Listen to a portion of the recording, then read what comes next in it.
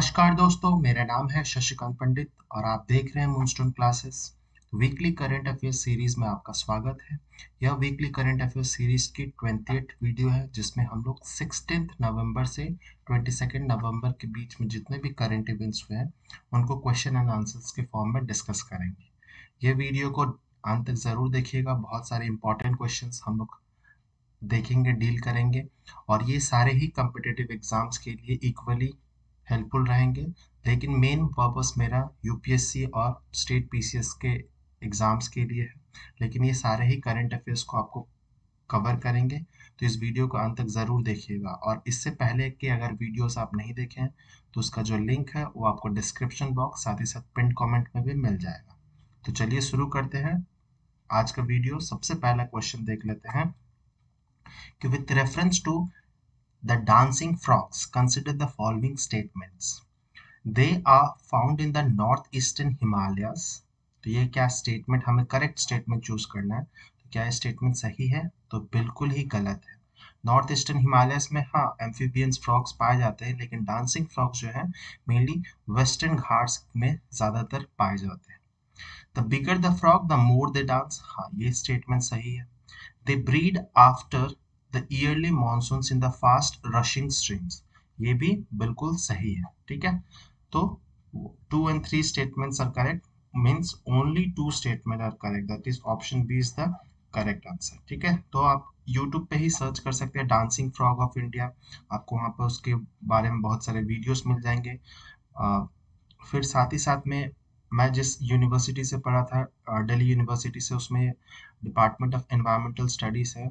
उनके जो प्रोफेसर हैं मेनली जो हमारे एचओडी हुआ करते थे, एसडी बिजू, ठीक है, वो मेनली फ्रॉग्स पे और एम्फीबियंस पे स्टडी करते हैं। वो एचओडी रह चुके हैं हमारे डिपार्टमेंट के, और उन्हें फ्रॉगमैन ऑफ इंडिया भी कहा जाता है। तो अगर आप उनके बारे में पढ़ना चाहते हैं या बहुत सारे उनके जो पेपर्स हैं आप पढ़ सकते हैं, आराम से आपको गूगल पे मिल जाएंगे। ठीक है, और क्योंकि ये डिस्कवरी जो है मेनली बहुत सारे स्पीसीज जो है फ्रॉग्स के, specially western Ghats and north eastern Himalayas में उन्होंने ही डिस्कवर किया है, इसीलिए मैं बता रहा हूँ। ठीक है, तो एक्सप्लेनेशन देख लेते हैं कि scientist have discovered 40 new species of so called dancing frogs in the jungle mountains of southern India, mainly western Ghat की बात की जा रही है। Biologist say that discovered the tiny acrobatic amphibians named after the unusual kicks they are used to attract males। तो mainly ये जो dancing होता है मेनली वो मेल्स को अट्रैक्ट करने के लिए किया जाता है। ठीक है, और फॉर कोपुलेशन पर्पस के लिए ये मेट्स को अट्रैक्ट करने के लिए मेनली डांस करते हैं। They breed after the early monsoon in fast rushing stream. ठीक है, जब ब्रीडिंग होती है, जब स्ट्रीम का जो फ्लो होता है बहुत फास्ट होता है, लेकिन but their habitat appears to be becoming increasingly dry, क्योंकि मानसून्स कम हो रहे हैं वेस्टर्न घाट में, इसीलिए उनका जो सर्वाइवल रेट है वो भी धीरे धीरे कम हो जा रहा है। और एक्सक्लूसिवली ये डांसिंग फ्रॉग्स जो है मेनली वेस्टर्न घाट्स में पाए जाते हैं। और वेस्टर्न घाट्स आपको पता होगा कि जो हमारा वेस्टर्न कोस्ट है, जो कि स्टार्ट होता है नॉर्थ में ताप्ती रिवर से। ठीक है, ताप्ती रिवर जो गुजरात में है, और वो एक्सटेंड करता है Maharashtra, Goa, Karnataka, Kerala and some part of Tamil Nadu भी वेस्टर्न घाट्स में आ जाता है। ठीक है, तो ये वेस्टर्न घाट्स का ज्योग्राफी भी बहुत इंपॉर्टेंट है, ऑब्वियसली आपने ज्योग्राफी में पढ़ा ही होगा। एंड डांसिंग फ्रॉग की खासियत यह है कि जितना ज़्यादा वो बड़ा रहता है फ्रॉग मेनली, वो उतना ज़्यादा डांस करता है। ठीक है, और मेनली उसका डांस में वो अपने पैरों को जो होता है लेग एक्सटेंशंस वो करता है, और वो अट्रैक्ट करने के लिए भी मेट को करता है या फिर डिफेंस पर्पस के लिए भी वो करता है। ठीक है, और डांसिंग फ्रॉग्स का जो सेक्स रेशियो है उसमें वो बहुत ही अनयूजुअल है। मेनली डांसिंग फ्रॉग्स में 100 मेल्स टू 1 फीमेल, मतलब 100 मेल्स है और जस्ट 1 फीमेल है, तो इनका रेशियो जो है बहुत ज़्यादा अनयूजुअल है। ठीक है, उनके एक्सटिंक्शन को बचाने के लिए इन सब पे रिसर्च किया जाता है। ठीक है, तो option B is the correct answer. Very important question है, इस टाइप के यूपीएससी में बहुत क्वेश्चंस पूछे जाते हैं। नेक्स्ट क्वेश्चन नंबर सेकंड देखते हैं कि Pierre Agostini, Ferenc Krausz and Anne L Huillier are announced as the winner of the 2023 Nobel Prize in Physics। ठीक है, नोबेल प्राइज इन फिजिक्स 23 इन तीनों को मिला है। तो किस काम के लिए मिला है? तो या तो तीनों नाम भी पूछा जा सकता है या फिर किस काम के लिए वो भी पूछा जा सकता है। ऑप्शंस क्या है? Experimental method that generate attoseconds pulses of light for the study of electron dynamics in matter, experiment with entangled photons, establishing the violation of Bell inequalities and pioneering quantum information science. C option है the physical modeling of Earth's climate, quantifying variability and reliably predicting the global warming. ये पिछले साल इसके लिए Nobel prize मिला था physics में। ठीक है, तो ये सारे जो ऑप्शन है, एक तो करेक्ट होगा लेकिन सारे ऑप्शन जो है वो मिलते जुलते हैं और कहीं ना कहीं इनको प्राइज मिल चुका है। ठीक है, the discovery that black hole formation is a robust prediction of the general theory of relativity, इसके लिए भी बहुत पहले मिल चुका है नोबेल प्राइज। तो इसका सही आंसर होगा 2023 के मिला है, option number A is the correct answer. ठीक है, experimental methods that generate attoseconds. ठीक है, सबसे स्मॉलेस्ट यूनिट हो सकता है टाइम के लिए। ठीक है, हम लोग थोड़ी देर में समझेंगे एटो सेकेंड्स क्या होता है। Pulses of light for the study of electron dynamics in matter, mainly electron का खोज किसने किया था? तो जे जे थॉमसन ने इलेक्ट्रॉन को खोज के लिए भी जे जे थॉमसन को नोबेल प्राइज मिल चुका है। फिर उनके जो बेटे थे बी जे थॉमसन, उनको भी नोबेल प्राइज मिल चुका है। तो इलेक्ट्रॉन की डिस्कवरी से रिलेटेड बहुत लोगों को नोबेल प्राइज मिल चुका है। ठीक है, तो ये तीनों फोटोज आप देख सकते हैं, नोबेल प्राइज इन तीनों साइंटिस्ट को मिला है। Whose work made it easier to observe electrons. ठीक है, इलेक्ट्रॉन्स को ऑब्जर्व, क्योंकि बहुत स्मॉलेस्ट पार्टिकल होते हैं, एटम्स के भी स्मॉलेस्ट पार्टिकल्स होते हैं, and which has potential application in the field of diagnosing diseases and developing electronic gadgets. ठीक है, तो बहुत ज़्यादा मैनकाइंड के लिए हेल्पफुल रहेगा अगर डिस्कवरी ऑब्जर्व पता चल जाता है। और ये नोबेल प्राइज मेनली देता कौन है फिजिक्स में? तो royal Swedish academy of sciences देते हैं। ठीक है, और साइंटिस्ट ने किया क्या है? तो जैसे कि an atom a tiny unit in which matter can be divided। ठीक है, तो आपने पढ़े होगा स्टेट्स ऑफ मैटर केमिस्ट्री में, तो उसमें सॉलिड, लिक्विड, गैसेस और फिफ्थ स्टेट जैसे plasma state, Bose Einstein condensate के बारे में पढ़ा होगा, 5 स्टेट्स। तो मैटर जो है बेसिकली वो एटम से बनते हैं, स्मॉलेस्ट पार्ट तो एटम से। और एटम भी क्या है? एटम भी 3 सब एटॉमिक पार्टिकल से बने होते हैं, इलेक्ट्रॉन, न्यूट्रॉन एंड प्रोटॉन। ठीक है, तो जो न्यूक्लियस होता है, मेनली न्यूक्लियस में क्या होता है? तो प्रोटॉन एंड न्यूट्रॉन होता है, proton and neutron. And nucleus को सराउंड कौन करते हैं? एक पर्टिकुलर ऑर्बिट में, तो वो करते हैं इलेक्ट्रॉन्स ऑर्बिट ऑर्बिट करते हैं, है ना। तो ये आपको पता ही होगा एटॉमिक थ्योरी, अगर आपने 10 तक तो साइंस में आपने पढ़ा ही होगा इलेक्ट्रॉन्स के बारे में। ठीक है, तो electrons move so fast that it is impossible to observe them in real time. ये किसने बताया था? तो हाइसेनबर्ग अनसर्टेनिटी प्रिंसिपल में पता चलता है कि हम लोग इलेक्ट्रॉन्स का साइमल्टेनियसली हम लोग ना मोमेंटम ना ही उसका पोजीशंस डिफाइन कर सकते हैं, बता सकते हैं। ठीक है, तो ये सारे थ्योरीज है आपके साइंस एंड टेक्नोलॉजी में हेल्प करेंगे। ठीक है, फिर the work of L. Heulier Agostinian Cross has brought humanity closer by observing the studying the movement of electrons by producing a pulse of light। ठीक है, और लाइट जो है कितने टाइम तक के लिए लास्ट करता है? तो ओनली एटो सेकेंड्स। ठीक है, ओनली एटो सेकेंड्स। और 1 एटो सेकेंड्स में कितना होता है सेकेंड्स? तो 1 इंटू 10⁻⁻18 ऑफ ए सेकेंड। हम लोग सोच भी नहीं सकते हैं कि इतना कम समय के लिए उसको जो इलेक्ट्रॉन्स की मूवमेंट है उसको स्टडी किया गया। ठीक है, ये वेरी वेरी टफ होता है ये अचीव करना और ये कैलकुलेशन भी लाना। ठीक है, तो ऑप्शन नंबर ए जो है वो करेक्ट आंसर है। नोबेल प्राइज से हमेशा ही कोई ना कोई एग्जाम्स में क्वेश्चंस आते ही है, चाहे पीस हो या मेडिसिन की फील्ड में हो, फिर या इकोनॉमिक्स के फील्ड में हो, कोई ना कोई क्वेश्चंस आने के चांसेस रहते ही। ठीक है, नेक्स्ट क्वेश्चन मूव करते हैं, question number 3। Consider the following statements. ठीक है, advocated intercaste marriages and widow remarriage, advocated eradication of child marriage, started the Bal Hatya Pratibandhak Griha, home for prevention of infanticide for pregnant widows facing discrimination, formally recognized as the India's first women teacher। तो अगर आप तीनों में confuse होंगे, पहले 3 statements में आप confuse हो सकते हैं, लेकिन चौथा जो है बहुत आपको डायरेक्ट आंसर मिल सकता है अगर आपको पता होगा कि फर्स्ट विमेन टीचर किसे कहा जाता है। तो किस विमेन सोशल रिफॉर्मर के लिए कहा गया है? तो कादम्बिनी गांगुली, उषा मेहता, रामाबाई रानडे या Savitribai Phule. First women teacher कौन है? अगर यही पता होगा तो आप आराम से कर सकते हैं, क्योंकि बाकी जो है child intercaste marriage, widow marriage, इसके बारे में लगभग सभी ने काम किया है और ये हमारे फ्रीडम फाइटर्स रह चुके हैं सारे के सारे। तो option number D Savitri Bai Phule जो होगा इसका करेक्ट आंसर होगा, और वो first women, Indian first women teacher भी है। ठीक है, तो सावित्री बाई फुले जो है बेसिकली एक दलित विमेन थी फ्रॉम अ माली कम्युनिटी, जिनका जन्म जनवरी 3 1831 महाराष्ट्र के नायगांव विलेज में हुआ था। और इनके हस्बैंड भी जो थे वो ज्योतिराव फुले भी थे। तो Jyotirao Phule admitted Savitribai to teacher training school in Pune, और उन्होंने ही मेन एम्फोसिस दिया था कि सावित्रीबाई फुले को भी पढ़ाने के लिए। ठीक है, और बहुत दोनों ने मिलकर बहुत अच्छे अच्छे सोशल रिफॉर्म में काम किए हैं। दोनों ने मिलकर बहुत सारे schools for girls, Shudras and Atishudras, backward classes और दलित जिसे महादलित कहा जाता है आज के टाइम पे, उनके लिए खोला गया था। Savitribai herself faced great animosity from the upper caste including instances of physical violence, क्योंकि ये लोअर कास्ट से बिलोंग करती थी, माली कम्युनिटी के।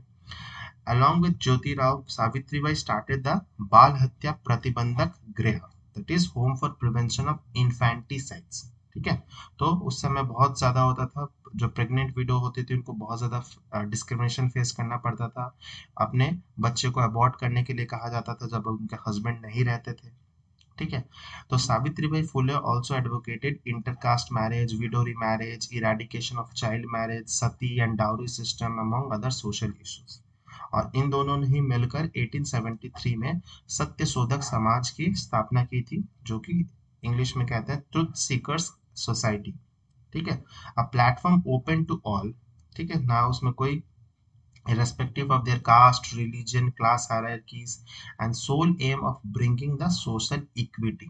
ठीक है, ताकि इंडियन जो पॉपुलेशन जो इतना बटा हुआ था उसको एक इक्वल प्लेटफॉर्म मिल सके और सबके लिए काम हो सके। तो option number D is the correct answer. Very important question है ये, इस टाइप का क्वेश्चन जरूर आते हैं। क्वेश्चन नंबर 4 क्या कहता है कि with reference to the voter turnout consider the following statements। It indicates the percent of eligible voters who actually cast their vote। हाँ, ये स्टेटमेंट सही है। In India, the turnout has either remained stable or it has increased। हाँ, ये भी more or less सही statement है। ठीक है, करेक्ट कौन सा होगा? तो ऑप्शन नंबर सी जो है वो दोनों ही करेक्ट होगा। आपको पता होगा कि बहुत सारे स्टेट्स में अभी विधानसभा के इलेक्शंस हो रहे हैं, मध्य प्रदेश, छत्तीसगढ़, तेलंगाना, इन सब स्टेट में हो रहा है, राजस्थान में भी हो रहा है। तो Madhya Pradesh has the highest ever assembly election turnout in a single phase. ठीक है, सबसे ज्यादा वोटिंग हुई है, तो ये हमारे डेमोक्रेसी के लिए बहुत अच्छी बात है। एमपी में 76.22% ऑफ द इलेक्टोरेट वोट किया गया है, जो कि पिछले जब विधानसभा इलेक्शन हुआ था उसमें 75.63% हुआ करती थी। और जो छत्तीसगढ़ है, छत्तीसगढ़ ओवरऑल टर्नआउट जो हुआ है वो 76.31 है, उसकी कुछ परसेंटेज में कमी आई है, लेकिन बहुत माइन्यूट कमी है। ठीक है, छत्तीसगढ़ में the state which has carved out of MP in 2000, obviously आपको पता ही होगा छत्तीसगढ़, झारखंड एंड उत्तराखंड 2000 वाले साल में अलग हुए थे, नए स्टेट्स बने थे। रिकॉर्डेड द हाईएस्ट टर्नआउट, ठीक है, with 77.12%। In the 5 election held in the state so far, turnout has never been dropped below 70%। ये बहुत अच्छी न्यूज़ है छत्तीसगढ़ के लिए कि जब से वो स्टेट बना 70% से कभी भी टर्नआउट, वोटर टर्नआउट नहीं हुआ है। तो जबकि उनका बहुत नक्सली एरिया रहता है, नक्सलाइट बहुत सारे एक्टिविटीज होते रहते हैं, फिर भी वहाँ पर वोटिंग्स बहुत अच्छी आती है percentage. People participation in election is usually measured as the voter turnout figure. ठीक है, और in India the turnout has either remained stable or actually gone, जो कि बहुत अच्छी बात है। सबको पार्टिसिपेशन, डेमोक्रेसी का मतलब ही यही होता है कि पीपल का पार्टिसिपेशन हो सके गवर्नमेंट मेकिंग प्रोसीजर में। ठीक है, तो option number C is the correct answer. Next question की तरफ हम लोग मूव करेंगे। Question number 5, consider the following events. अब हमें क्रोनोलॉजिकल ऑर्डर्स, सही क्रोनोलॉजिकल ऑर्डर्स बताना है। Formation of Hunter committee, Jallianwala Bagh massacre, Rowlatt Act. तो सबसे पहले कौन सा इंसिडेंट हुआ था? ये तीनों ही जो इंसिडेंट हैं वो 1919 में ही हुआ है। ठीक है, बस इनमें डिफरेंस आ जाता है, मंथ में फर्क आ जाता है। तो सबसे पहले जो आया था वो रोलैक्ट एक्ट आया था, जिसे ब्लैक एक्ट कहा जाता था। फिर रोलैक्ट एक्ट के बाद ही अप्रैल के टाइम में 13 अप्रैल को मेनली जलियनवाला बाग मैसेकर हुआ था अमृतसर में।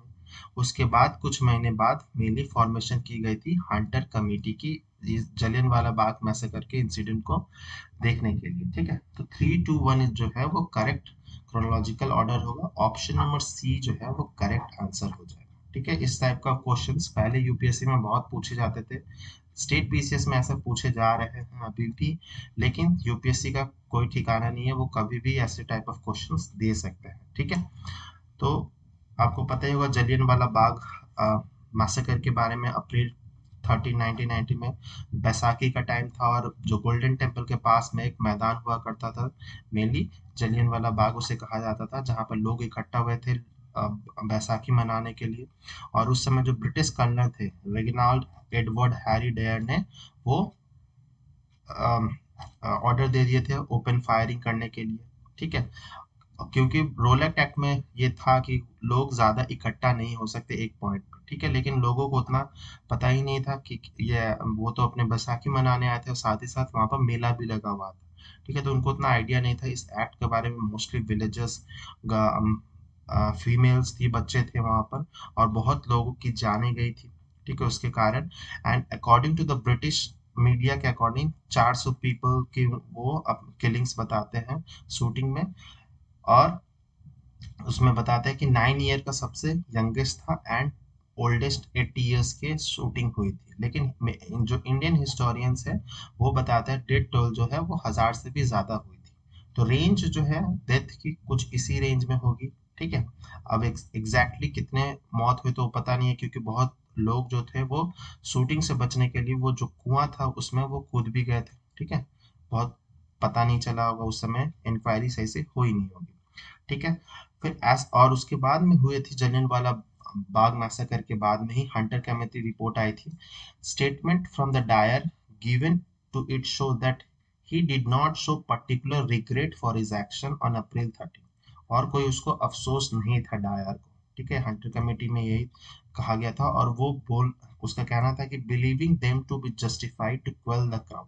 ठीक है, वो बस अपना ड्यूटी कर रहा था, उसको मौतें हुई थी उससे कोई फर्क नहीं पड़ रहा था। ठीक है, the report said that his actions were excessive in terms of the force used, but also attempted to explain them through a sense of duty। ठीक है, तो ब्रिटिशर्स ने कभी भी आज तक इस इंसिडेंट के बारे में ओपनली माफी नहीं मांगी है इंडिया से। ठीक है, तो ये सीक्वेंस रहेगा, और इसका ऑप्शन सही था option number C. Next question की तरफ मूव करेंगे। क्वेश्चन नंबर 6 क्या कहता है? Consider the following pairs and how many of the pairs are given are correctly matched, हमें बताना। तो रिख्वादार बांग्लादेश में है, जोखत जोखतार भूटान में, मिंडानोन मिंडानो मलेशिया में है। ये तीनों ही जो है वो इनकरेक्टली मैच्ड है।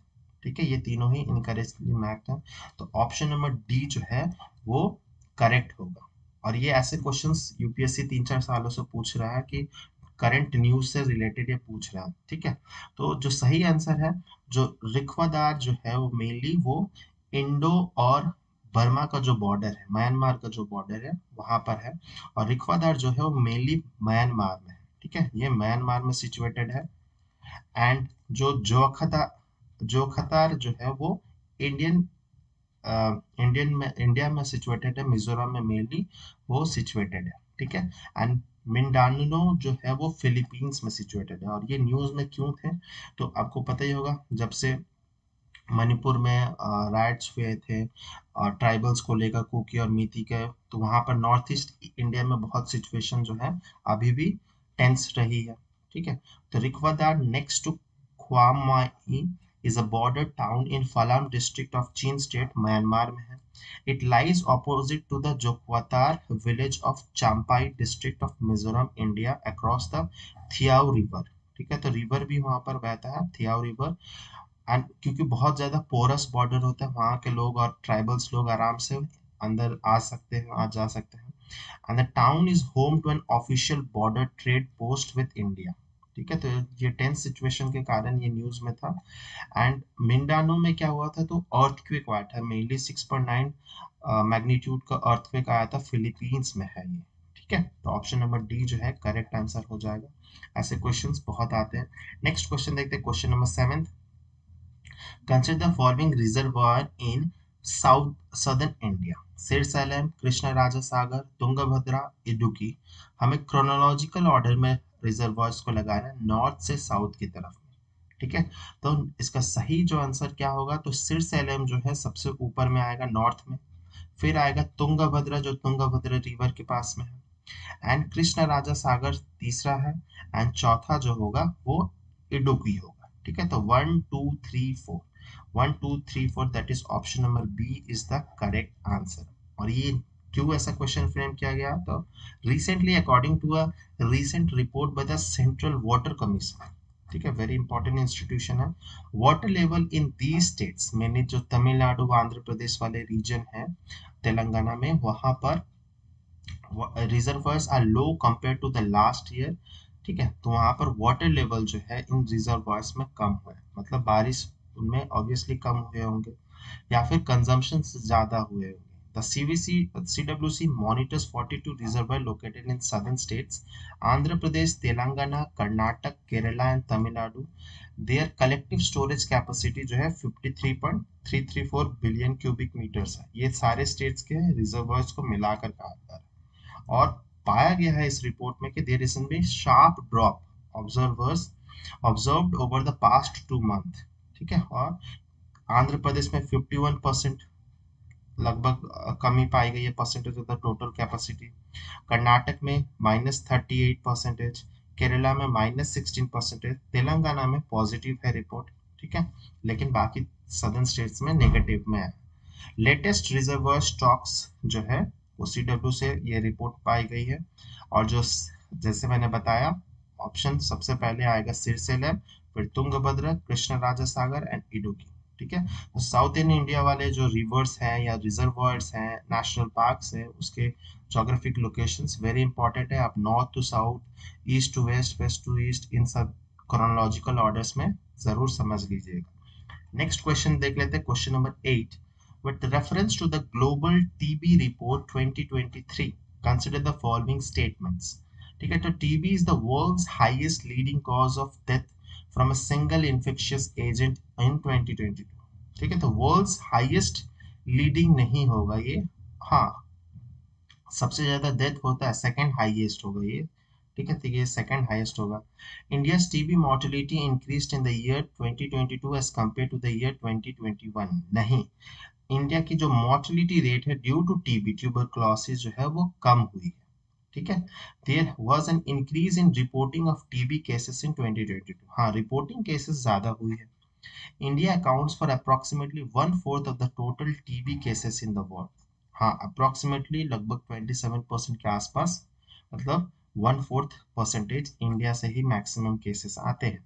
So only two statements, that is third and the fourth statement are correct. Option number B will be the correct answer.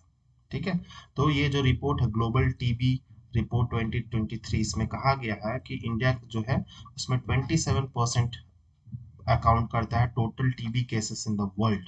ठीक है, और ये जो रिपोर्ट है वो WHO ही रिलीज करता है। दो पॉजिटिव्स क्या है इस रिपोर्ट में, तो increase in reporting of TB cases. तो पहले तो बहुत लोग छुपाते थे वो टीबी, अगर किसी को हो जाता था वो रिपोर्ट डॉक्टर से भी नहीं मिलते थे।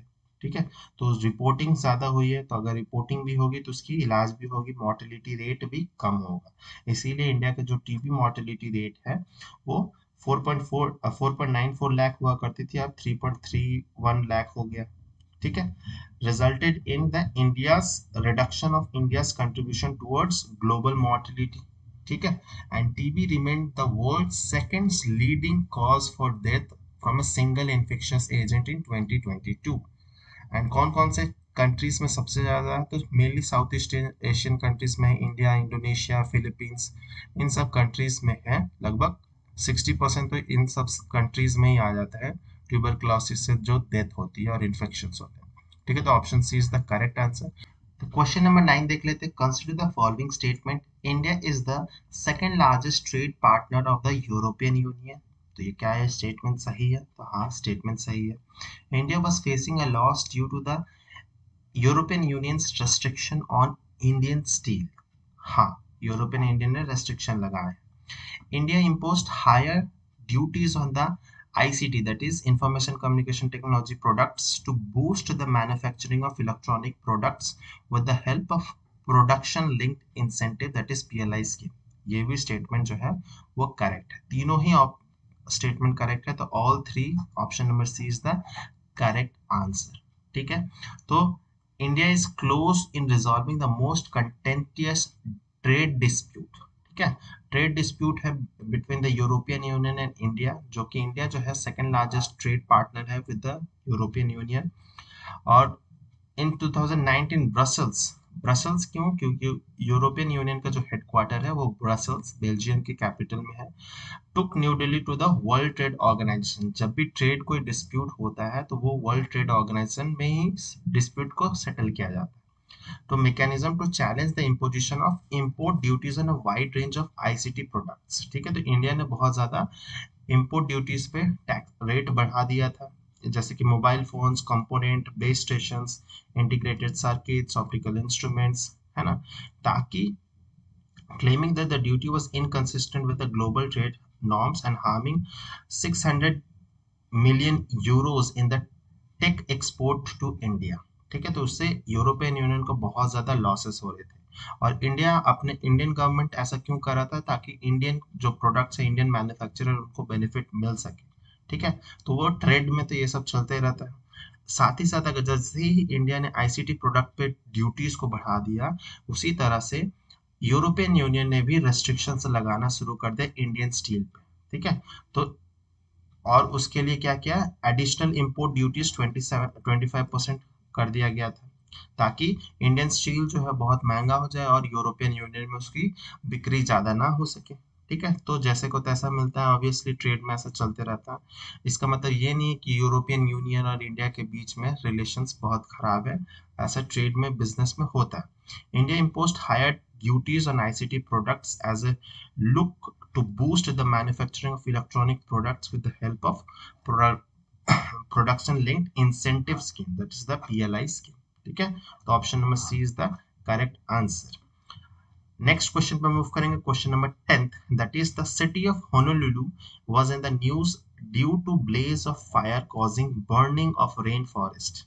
Honolulu is located in which country? Mainly Brazil, Peru, Mexico, United State. तो होनोलुलु जो है वो मेनली हवाईयन जो आइलैंड है यूनाइटेड स्टेट्स की। ठीक है, तो ये यूनाइटेड स्टेट्स में ही आ जाता है। तो हवाई जो आइलैंड है उसी के आसपास में एक छोटा सा और आइलैंड है होनोलुलु, तो ये यूनाइटेड स्टेट में आ जाता है। तो ऑप्शन नंबर डी जो है वो करेक्ट आंसर है। तो यूनाइटेड स्टेट तो कुछ इस तरह से है ही, लेकिन इधर में भी जो अलास्का वाला रीजन है वो भी यूएसए का है। फिर ये जो आइलैंड वाला स्टेट है हवाई, वो भी यूएसए का ही है। ठीक है, तो वहां पर बहुत ज्यादा फायर हुआ था, wild fire burning remote Hawaiian rain forest. ठीक है, जिसके कारण जो है लगभग 99 लोगों की वहां पर डेथ हो गई थी। The cause of blaze roughly 20 miles north of the Honolulu, and the flames left gaping dark bald spouts amid a blanket of thick green where the fire did not burn. ठीक है, और ये सब जो cases है wild Fyers के, फिर flooding के, टोर्नाडोज, ये आने के, अर्थक्वेक आने के बहुत ज़्यादा चेंजेस हो रहे हैं, क्योंकि हमारे क्लाइमेट चेंजेस हो रहे हैं बहुत रैपिडली। इसीलिए जो पैसिफिक ओशंस कंट्रीज में जो आइलैंड कंट्रीज है वो बहुत ज़्यादा ही वल्नरेबल है ये सब क्लाइमेट चेंज के। जो पैसिफिक आइलैंड कंट्रीज है वो बहुत ज़्यादा, कोई भी आइलैंड कंट्रीज बहुत ज़्यादा क्लाइमेट चेंज का उस पर सबसे ज़्यादा इम्पैक्ट होगा। One major concern is what plants will grow in place of native plants। ठीक है, तो नेटिव प्लांट्स जो है वो डिस्ट्रॉय हो चुके हैं, क्योंकि नेटिव प्लांट जो है हवाईयन एरियाज में वो फायर रेसिस्टेंस नहीं होते हैं, ठीक है, और उनमें and fire is not a part of their natural life cycle, ठीक है। तो जो नेटिव प्लांट है वो अब ग्रो करने में उनको टाइम लगेगा, और उसके बजाय क्या होगा, जो एग्जॉटिक स्पीसीज होंगे प्लांट के, इन्वेसिव स्पीसीज, वो फास्टली ग्रो करने लगेंगे, तो वहाँ का जो वेजिटेशन है वो भी चेंज होगा, फ्लोरा एंड साथ ही साथ में फौना भी चेंज होगा। तो option D is the correct answer, United States. Next question number हम देख लेते हैं 11। With reference to the report by the World Health Organization on measles, consider the following statement: India achieved the crucial first dose of measles vaccines in 2022।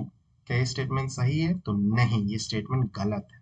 At the global level, immunization against measles dropped to the lowest level since 2008। हाँ, ये 2022 में पता होगा corona का जो काल था उसमें मेनली कोरोना के वैक्सीन पे ज़्यादा रिसर्च हो रहे थे, तो जो इम्यूनाइजेशंस थी मीजल्स को लेकर, मम्स को, रूबेला जैसे बीमारियों को, उसमें बहुत ज़्यादा ड्रॉप हुआ है।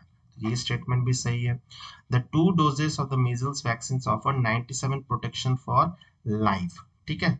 तो हाँ, ये 2 डोजेस जो है 97% के आसपास प्रोटेक्शन देता है। तो ओनली 2 स्टेट्स में, that is option number B is the correct answer, ठीक है। और मीजल्स जो है one of the world's most contagious disease है, जैसे कि ट्यूबरक्लोसिस है, उसी तरह से ये भी बहुत ज्यादा इन्फेक्शियस डिजीज है। और कहा जाता है कि estimated 11 lakh children in the India missed their crucial first dose of measles vaccine in 2022, ठीक है। ये वर्ल्ड हेल्थ ऑर्गेनाइजेशन और जो यूएस सीडीसी है उसने कहा है। And India is among the 10 country with the highest number of children who did not receive the first shot, ठीक है। इंडिया में भी नहीं शॉट्स बच्चों को मिल सका है। And India is among 37 countries that witness large और डिस्ट्रप्टिव आउटब्रेक्स। लगभग 40,000 से भी ज्यादा मीजल्स के केसेस 2020 में रिपोर्ट किए गए हैं। Globally, immunization against measles dropped in the lowest level since 2008 during the pandemic, ठीक है, leading to an 18% rise in the cases and 43% increase in death in 2022, ठीक है। तो इम्यूनाइजेशन नहीं होगा तो ऑब्वियसली उसके कारण डेथ भी बच्चों को ज्यादा हो सकती है। And 2 doses of measles vaccine provide 97% of life time protection, ठीक है। अगर कोई बच्चा एक डोज लगाएगा तो उसको इतना प्रोटेक्शन नहीं मिल सकता है, इसीलिए दोनों डोजेस लगाना जरूरी है। जिस तरह से कोरोना में 2 डोजेस थे, किसी किसी में बूस्टर डोज भी लगाया जाता है, तीसरा चौथा डोज भी लगाया जाता है, ठीक है। तो मीजल्स टिपिकली कॉज है, कौन कौन से सिम्टम्स होते हैं मीजल्स के? तो high fever, cough, running nose, red rashes bodies में हो जाते हैं, complication such as brain swelling severe cases में होते हैं, निमोनिया, ऑब्वियसली निमोनिया होगा तो ब्रीथिंग डिफिकल्टीज होगा, सीवियर डायरिया भी होगा, या इसके कारण अगर बहुत सारे ऐसे सिम्टम्स आएंगे तो ऑब्वियसली सीवियर केसेस में डेथ भी हो सकता है, ठीक है। तो option number B is the correct answer. Very important question था ये।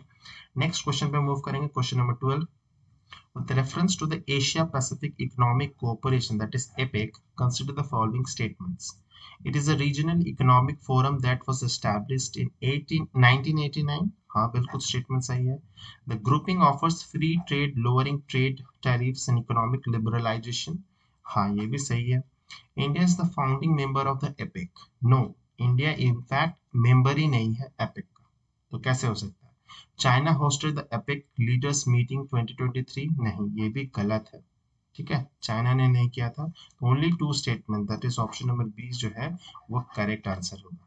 तो मेनली जो एशिया एंड पैसिफिक ओशन के आसपास में जितने भी कंट्रीज हैं, लगभग सारे नहीं है लेकिन ऑलमोस्ट कंट्रीज जो है, जैसे USA, China, Canada, China, Russia, Japan, फिर south east Asian countries, Australia, ये सारे ही कंट्रीज, चिली वगैरह, ये सब एपेक के पार्ट है, ठीक है। और इनके जो मीटिंग हुआ था वो leader summit meeting San Francisco California में हुआ था, ठीक है, 17 नवंबर को। And APEC is a regional economic forum established in 1898, ठीक है। और मेनली ये इकोनॉमिक बेसिस के लिए ये फोरम है, क्योंकि इस ग्रुपिंग में अगर देखेंगे तो चाइना भी है, यूएसए भी है, रशिया भी है, जो कि बहुत कम ही ऐसे ग्रुपिंग्स होंगे जिसमें ये तीनों कंट्रीज एक साथ हो, ठीक है। तो 21 टोटल मेंबर्स है एपिक में, आर टर्म्ड एज इकोनॉमीज, ठीक है, रादर देन कंट्रीज, मेनली क्योंकि trade and economic issues are the focus of the groupings, ठीक है। तो mainly trade and economic issues पे ही बात की जाती है इस ग्रुपिंग में। तो एपिक में कौन कौन से हैं? तो Australia, Brunei, New Zealand, Papua New Guinea, Hong Kong, the Philippines, Indonesia, Malaysia, Vietnam, Singapore, Thailand, Chinese Taipei जैसे जिसको ताइवान कहा जाता है, China, Japan, South Korea, Russia, Canada, United State, Mexico, Peru and Chile. ये सारे ही कंट्रीज हैं जैसे मैंने बताया जो कि पैसिफिक ओशन के आसपास कंट्रीज हैं। The grouping offer free trade, lower trade tariffs and economic liberalisation, और इंडिया जो है मेंबर नहीं है। इंडिया ने भी जब 1991 में एलपीजी रिफॉर्म्स हुए थे तो उस समय अप्लाई किया था एपिक में, लेकिन क्योंकि इंडिया जो है पैसिफिक ओशन के कोस्ट नहीं लगता, उसकी ज्योग्राफी वैसी नहीं है, इसीलिए उसे इंडिया का इस ग्रुपिंग का पार्ट नहीं बन पाया था इंडिया, ठीक है। लेकिन इसको एपिक को एक्सपैंड किया जा सकता है, एपिक एपिक प्लस बनाया जा सकता है, ठीक है। तो ऑप्शन बी जो है वो करेक्ट आंसर है। नेक्स्ट क्वेश्चन पे मूव करेंगे। 13, Midhili, Hamum and Mocha were in the news recently. They are what? Recent earthquakes epicenters in Nepal? तो नहीं। Cyclones in Indian Ocean region? हाँ, ये स्टेटमेंट सही है। Mountain ranges in Atlantic Ocean? नहीं। Volcanic regions in the Hawaiian Island? ये भी गलत है। तो option number B, that is cyclones in the Indian Ocean regions, ठीक है। ऑप्शन नंबर बी जो है वो करेक्ट आंसर होगा। तो साइक्लोन मिड हिल जो है मेनली ये हमारा जो बांग्लादेश त्रिपुरा वाला जो रीजन है, वेस्ट बंगाल के इस साइड वाला रीजन में बे ऑफ बंगाल से मेनली ये ओरिजिनेट हुआ है। तो ये साइक्लोन जो हुए हैं उसके लिए है। तो cyclone Midhili which cross the Bangladesh coast weakened from the deep depression into a depression as per the IMD, ठीक है।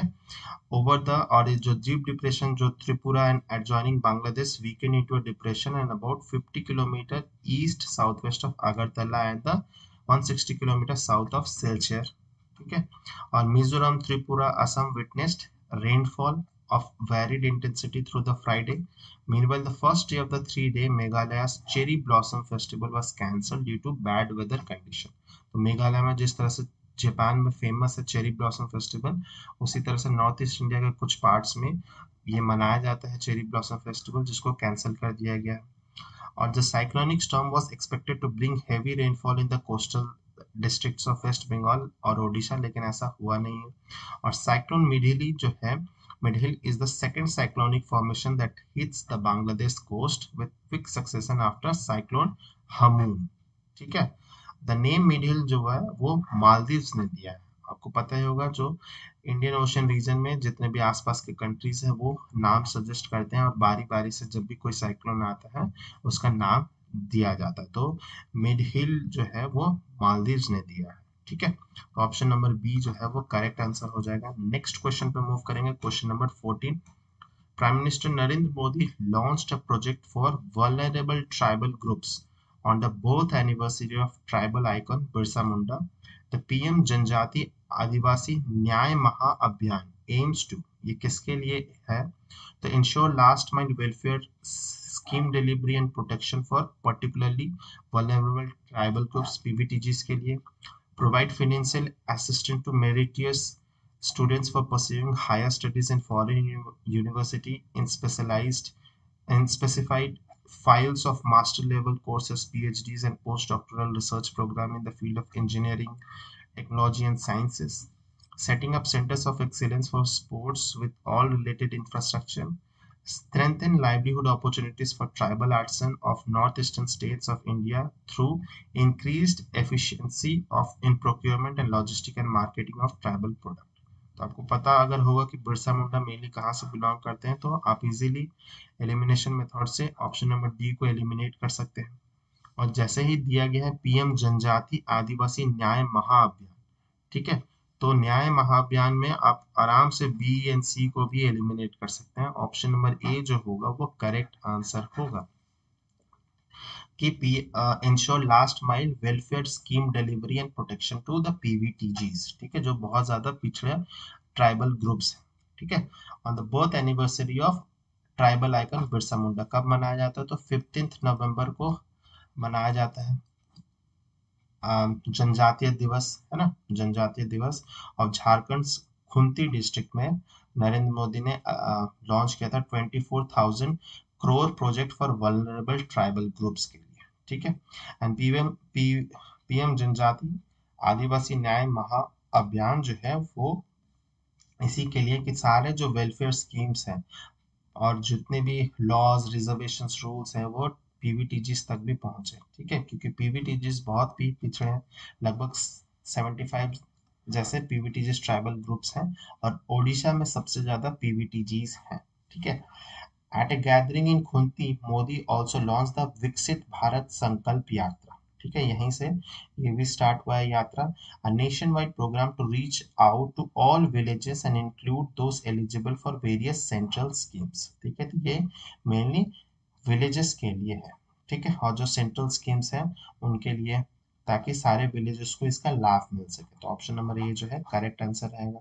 नेक्स्ट क्वेश्चन की तरफ मूव करेंगे। Question number 15, consider the following benefits: high field capacity and efficiency, judicious and safe use of fertilizers, water saving, reduction in cost of spraying fertilizers.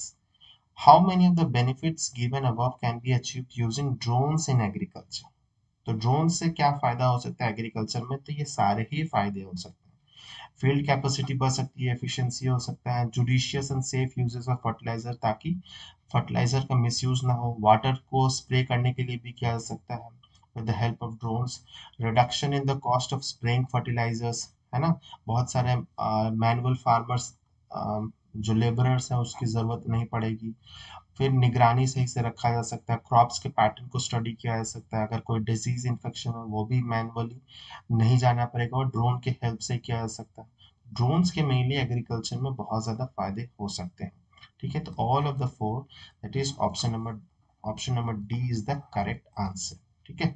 National Fertilizer Limited is carrying out the demonstration in several states as a part of the government, जैसे मैंने बताया, विकसित भारत संकल्प यात्रा, ठीक है।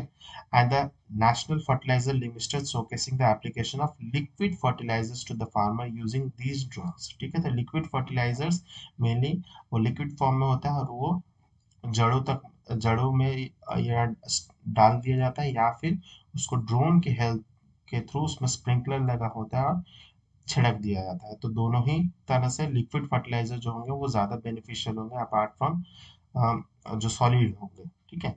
The technology not only saves labor but also promotes judicious and safe uses of fertilizer. Drone की मदद से ये किया जा सकता है और बहुत सारे और भी बेनिफिट्स हैं ड्रोन के, जैसे कि increased field capacity and efficiency, reduced turn around and time and other field operation delays, reduce pesticides and fertilizer waste due to higher degree of atomization, क्योंकि वो हम वेपर फॉर्म में उसको क्रिएट किया जाएगा ताकि वो दूर तक पहुंच सके, ईच एंड एवरी पार्ट तक। फिर water saving due to ultra low volume spraying technology in comparison to traditional spraying methods, and lower spraying and fertiliser application cost in comparison to traditional methods. तो ये सारे benefits हैं अगर हम लोग drone का यूज करेंगे। हाँ, ऑब्वियसली इसमें इलेक्ट्रिसिटी, फिर कॉस्ट, इक्विपमेंट्स खरीदने के अ, होंगे इम्प्लीकेशंस, लेकिन फायदे भी बहुत ज़्यादा है, टाइम भी कम लगेगा, बहुत ज़्यादा लोगों की ज़रूरत भी नहीं होगी, ठीक है। लेकिन इंडिया में पॉपुलेशन इतना है कि मतलब ये उतना ज़्यादा लोग यूज़ करेंगे फार्मर्स, पॉसिबल शायद अभी ना हो, लेकिन हाँ फ्यूचर में इसका पॉसिबिलिटी बढ़ सकता है, जैसे जैसे लिटरेसी रेट फार्मर्स में भी बढ़ेगी, ऑब्वियसली ये भी हो सकता है। तो option D is the correct answer. उम्मीद करता हूँ आपको इस वीडियो में बहुत कुछ सीखने समझने मिला होगा। इस वीडियो में हम लोग ने 15 इंपॉर्टेंट क्वेश्चंस देखे हैं। अगर वीडियो अच्छा लगा है तो लाइक ज़रूर कीजिएगा, कमेंट करके बताइए कैसा लगा वीडियो, शेयर कीजिए अपने दोस्तों के साथ, सब्सक्राइब नहीं किया तो सब्सक्राइब ज़रूर कर लीजिए। आप इंस्टाग्राम पर भी जुड़ सकते हैं मुझसे। मिलते हैं नेक्स्ट वीडियो में, टिल देन बाय बाय, जय हिंद।